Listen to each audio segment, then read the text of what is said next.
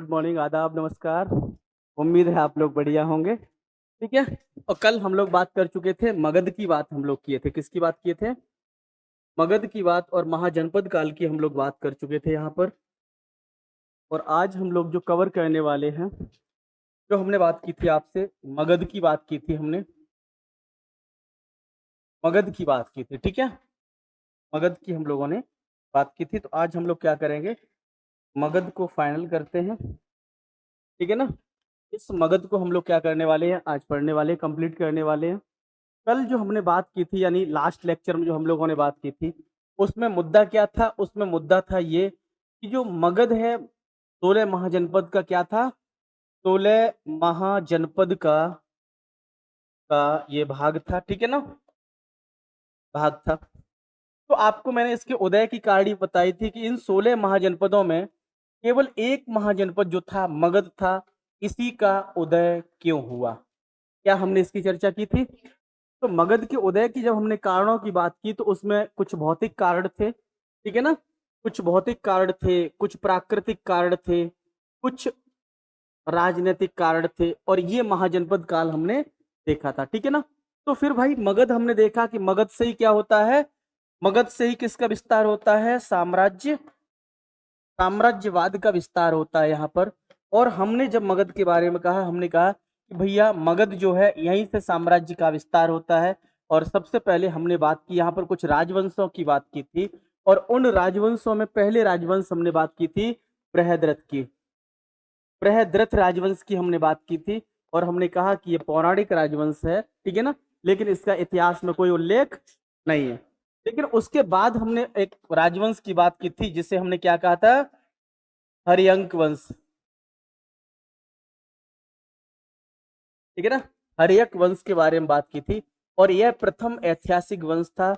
और इसमें एक योग्य शासक जिसका नाम था बिंबिसार।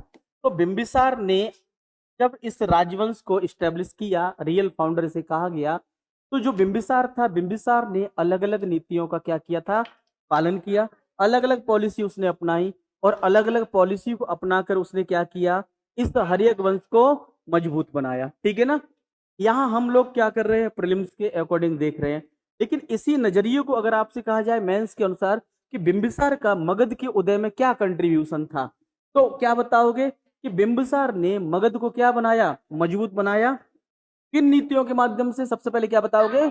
विवाह नीति, उसके बाद मित्रवत नीति, उसके बाद युद्ध नीति।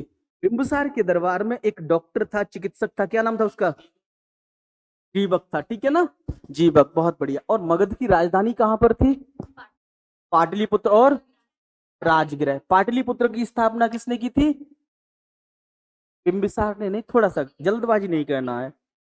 नहीं, थोड़ा सा और आगे बढ़ो। प्रश्न आया था ना, हमने चर्चा की थी ना, पाटलिपुत्र नगर की स्थापना किसने की थी?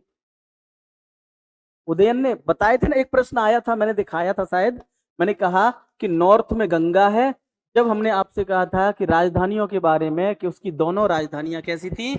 बहुत सेफ जोन में थी। राजगृह 5 पहाड़ियों से घिरी हुई थी। और जो पाटलिपुत्र जो है, पाटलिपुत्र 2 नदियों से घिरा बताए थे। नॉर्थ में क्या था ये, और पश्चिम में क्या था ये? सोन नदी। और यहाँ पर क्या ये बसा हुआ था? ये था पाटलिपुत्र यहाँ पर। ठीक है ना। तो कंफ्यूजन कैसा है? हाँ, कंफ्यूजन बिल्कुल भी नहीं होना चाहिए। ठीक है, समझे? रिवाइज करो, बार बार रिवाइज करो। और आज वीक स्टार्ट हुआ है मंडे को। मैं जो पहले वीक में मैं कहा था, मैंने कहा कि आपको क्या करना है, 3 टारगेट बनाने हैं। एक डे बाय डे का, एक वीकली टारगेट बनाओ, और एक क्या करना है, मंथली टारगेट बनाओ। तो जो पीछे हुआ उसे जाने दो। अब इस वीक में क्या टारगेट बनाओ? भाई जो पहली क्लास हुई है उसे हम क्या करेंगे, शाम को रिवाइज करेंगे। जो आपका टाइम पीरियड है उसे 2 सेगमेंट में बांटना है। पूरे दिन के टाइम पीरियड को, पूरा जो दिन है आपका, मॉर्निंग से लेके इवनिंग तक, ये जो पूरा टाइम है, इसे 2 पार्ट में बांटना है। एक तो इंडियन जीएस के लिए, और एक किसके लिए? टीजीजीएस के लिए। समझे कि नहीं समझे? आपको क्यों, क्यों 50% भूमिका इसकी है और 50% किसकी है? टीजी की भूमिका है। तो हम पूरी तरह से इंडियन जीएस पे फना नहीं होंगे। अगर आप चाहते हैं अपने कैरियर को एक नई दिशा देना और सुनहरे भविष्य को साकार करना, तो जुड़िए कंपटीशन कम्युनिटी के साथ। आज ही हमारे वेबसाइट के कैरियर पेज पर विजिट करें अथवा डिस्क्रिप्शन बॉक्स पर दिए गए लिंक पर क्लिक करें। हमेशा आपके साथ टीम कोको।